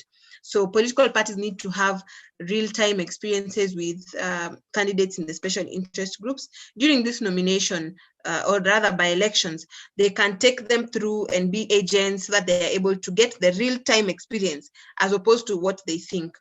And then finally, we noted that political parties have this, let me call it ujanja, whereby because they are required to have a certain number of people in the special interest groups, they will take, say, a young person called Anyango to vie in Marsabit as the governor. Of course, you know that person is not going to go in, but for you, it will be, we have attained the numbers.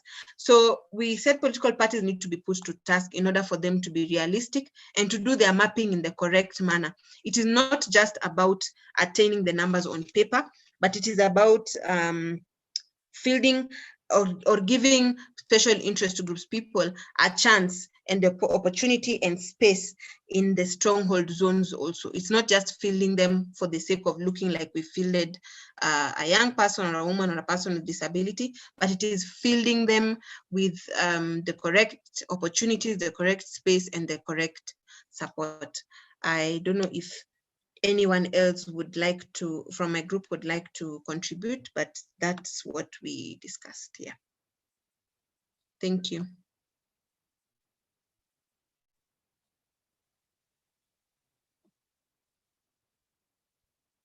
I'm asking myself if I muted myself here.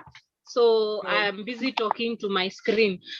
Asante sana, Ruth, and thank you for calling us not to just tick boxes, but rather be able to have people and young people, young women, PWDs, where we can actually say those are our strongholds. Lakini si mnajua siasa ipangiliwi hivyo, lazima tuangalie venye hii mipango itapangiliwa. So group 1, what happened?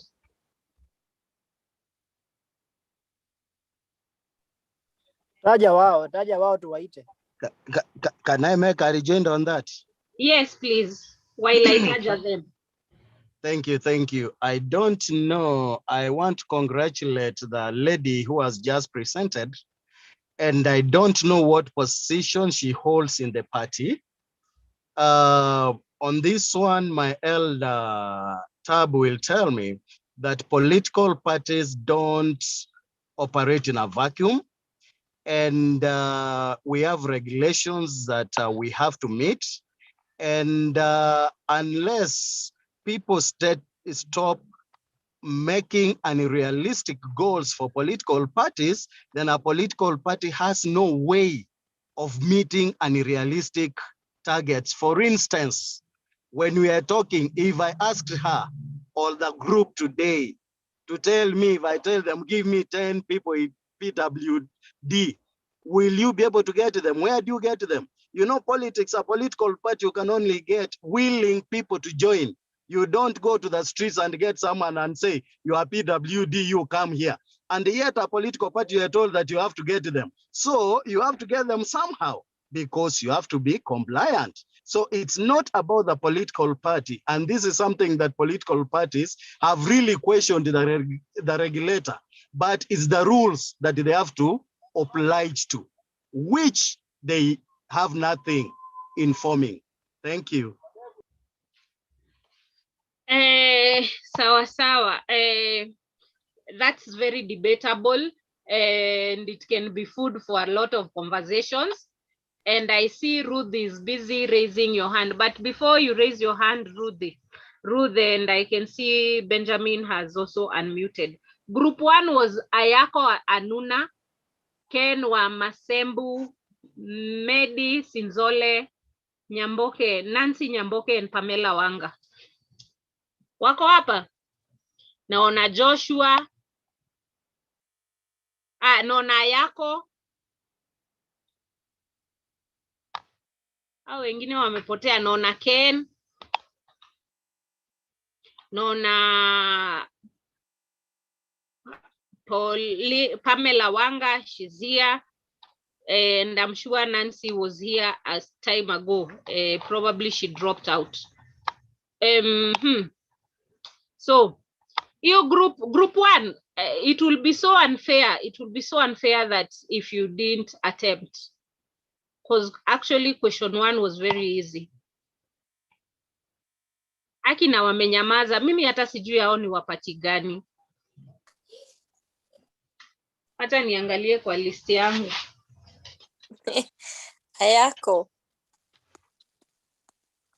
Ayako ni wana Kenya. Medi ni wana Kenya. You're letting the party down, you guys.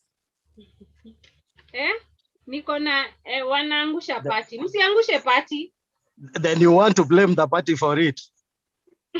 Imagine. Hey, now that's the best. I know Nancy is somewhere unless it's different Nancy. Pamela hata yuko kwa list yangu ile niliandika before internet ipote. Sasa this group, what has happened while we wait for you? We can't wait for you forever because time is moving on. Ruth, you want to say something while Ayako and the team are organizing? I propose. Mercy. I propose one thing, yeah. Na Ken ni wa ANC. Instead of waiting for them, why don't you tell us what the question was? Let's discuss as a committee of the whole house and then move forward. I agree with you. Swali ilikuwa rahisi sana. It was the first question.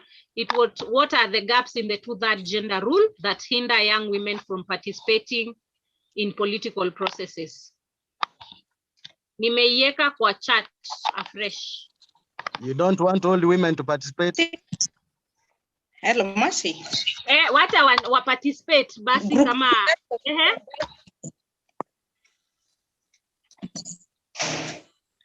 Okay. There it is. So any gaps that you see that are there?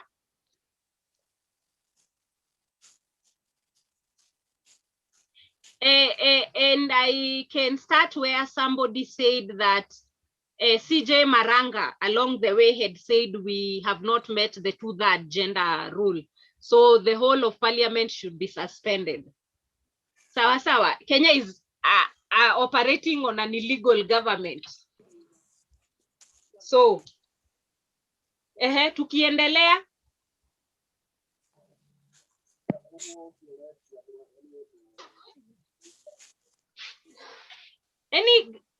Kwani mumepotea? Ama nimemute? I think it's more in line with what the group that Mukami Wangui, the beautiful lady, presented. It's the only difference is in that group, they were dealing with women, and in this one is young women. So if we can replace young and just leave it as women, we might be able to get the same thing that our Madam Wangui Mukami presented. Okay, yes, that's a point of view. Ruth, I had seen your hand up.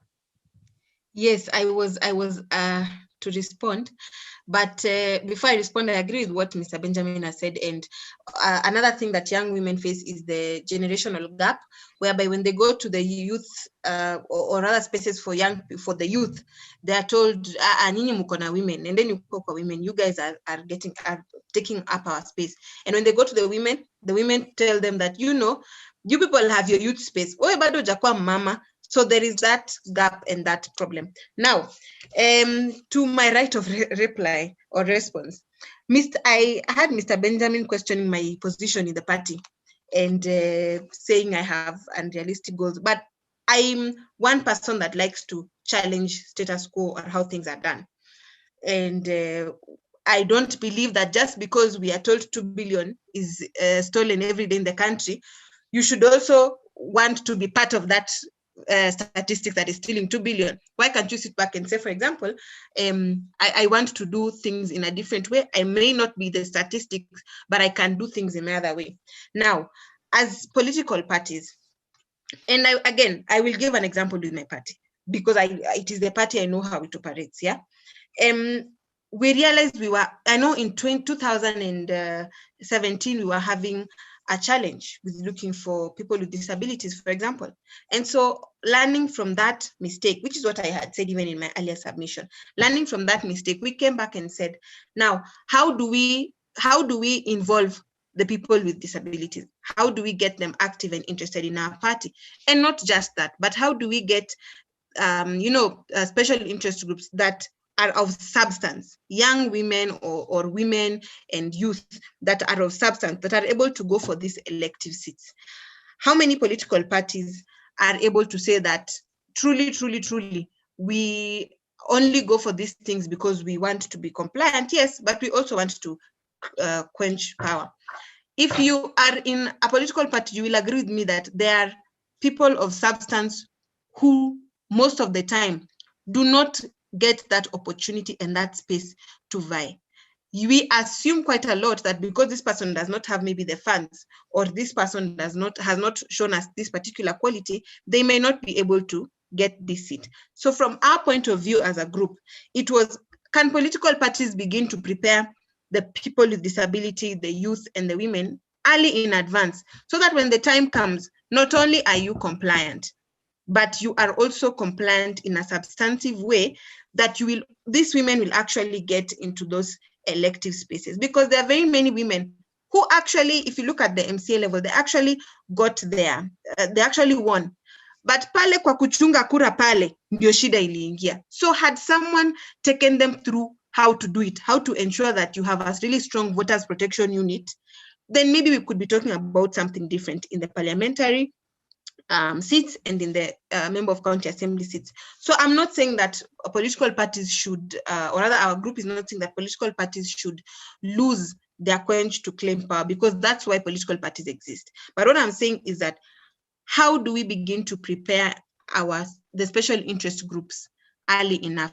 Let us not be rigid that this is how things have been done and this is how things must continue to be done forever and ever. Otherwise, then why are we having these conversations? Thank you very much, Ruth. And of course, we have a lot of patriarchal limitations to that. And of course, like I said before, we've also have, like, for instance, the women rep, people that have decided, hii kiti nitaipigania hadi ile siku itafungwa. Now they are running their second term. You even ask yourself, this was an affirmative action. It was supposed to be progressive. And of course, even in nominations, we have people that are nominated over and over, and then you start questioning yourself and questioning the whole idea behind it. These are things that really put the whole process and the whole, it's very progressive, but then when we take it from that point of view, then it also becomes very difficult. And then we talked about whatever CJ Maranga was talking about, political goodwill around it, because also these things require political goodwill. Look, for instance, at the whole country, how many women cabinet secretaries are there? When it comes to the appointments, tuliona, and I'm sorry to say this, marehemu Nyachae akipatiwa kiti ambayo inapaswa kuangalia. And we also saw Mary Wamboi going into employment something. Positions that you really think, and it's not just thinking about that, also look internally at your political parties. Look at where real decisions are made, who is actually sitting in this. All these processes are all about political goodwill. And also, we also have issues around poor public understanding of the whole to that gender rule. Unajua watu wajaielewanga hii kitu ni mzuri. There are people even who are already in as representative nominated or elected, and they're still in the bushes. And that's why, like you said, when there was a day that we wanted it to be relooked, no one actually stood up for that particular thing in parliament. Ilikuwa tu ni hata wamama wenyewe, leave alone the men, even the women themselves. So you start asking, is it, and then it became a political party affair. And this is not the gains for just political parties, it is women gains. So the whole idea that we cannot see anything beyond political parties. But that said and done, there are so many things that we can actually keep on discussing. And I always tell people, when it comes to things, Ruth has said that she likes being very ambitious. And I think, is it Benjamin? Benjamin has said we become very realistic when we are choosing agendas and what we want to implement. Personally, sasa hapa ndio unaanza kushikwa na conflict of interest. I stand for the part, rather than me saying I'm going to build 100 houses, I prefer to build one, complete it, then move to the next. rather than build zote nianze foundation, niache skeleton nikitupanga. And that's what we do, most of us. We bite more than we can chew. And that means all our agendas and things that we want to do, tumefanya tu tudogo hapa, unaguza hapa.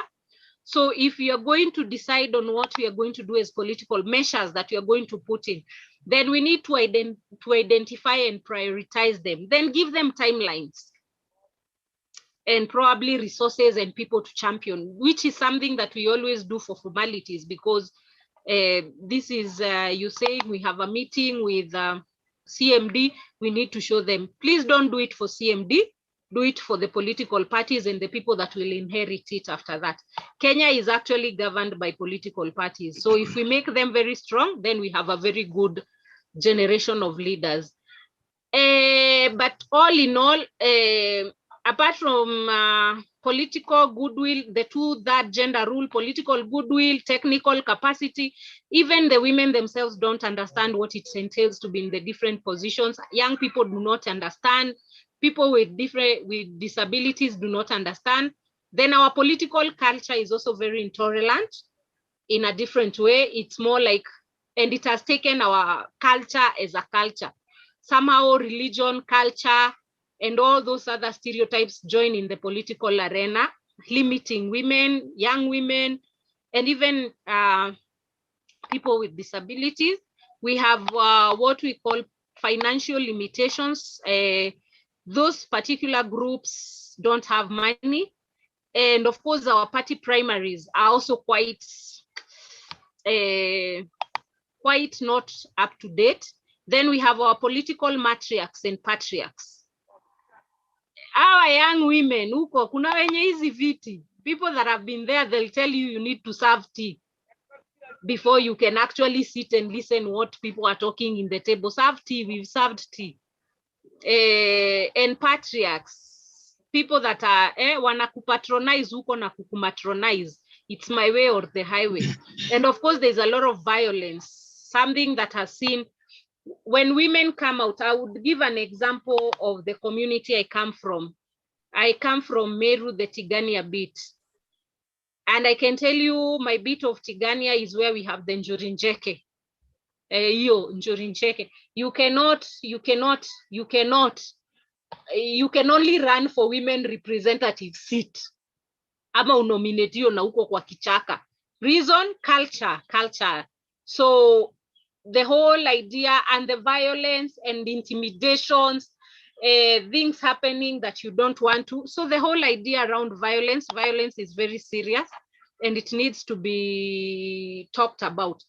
But all in all, issues around, I know this conversation we need to speak about it, but since 2022 is around the corner, we just next door to elections. I don't know. Nimesikia Babu Wino jana amesema Uhuru anapaswa kuwa prime minister. Ama ni leo asubuhi. Now,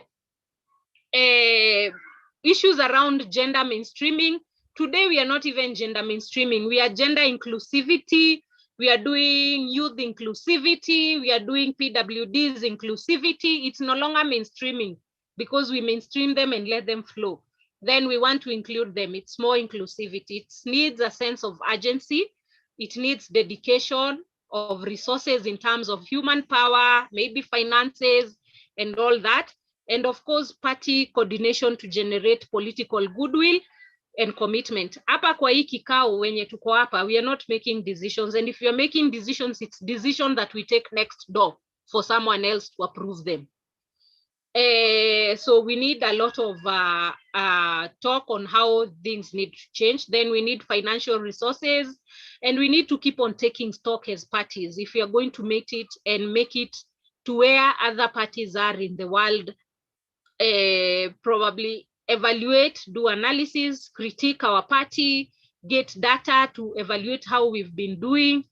And of course, once in a while, if you can afford it, get really trained people, experts, so that they can support to critique you. Internally, when you do a lot of internal critique, then sometimes it ends up being biased because probably you want to align your mouth with your stomach. You're doing politics of the day. You don't want to be against politics. sometimes it's good to get someone external to support you with whatever you're doing.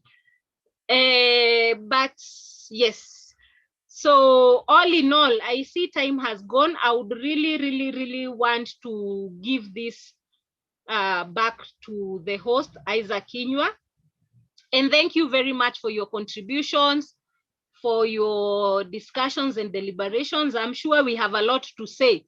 And if we continue saying, tutadrop hapa mimi tubaki na Ruth Bolo hapa sisi wawili na Benjamin. Kulingana na venye naona hii maneno, will be remain the three of us discussing. Thank you very much. Thank you very much. Angoi, I can see you smiling all through. So you understand? Tutabaki hapa watu watatu. Thank you. Back Thank to you you, so much. Isaac. Asante sana, Mercy, for the good job moderating and also the same time taking us through the discussion of today. And as my senior range said as we were starting that this is a continuous conversation. If it has not started today, it surely cannot end today. But we have to continue giving platforms for the young people, the persons with disability, and for the women, in specifically the young women who are likely to constitute a bigger number in the coming 2022 general election, so that as we enable them have equal spaces for political participation, then at least we can reduce the instances of political violences and also have ways of resolving disputes amicably in our political party. So thank you so much for CMD. We really apologize for extending the conversation, but we believe that the conversation was indeed helpful to your political party. And from CMD, we'll continue organizing these forums so that at least we can reach the objective of giving these groups a limelight in the political arena. Asanteni sana and goodbye from CMD. Thank you.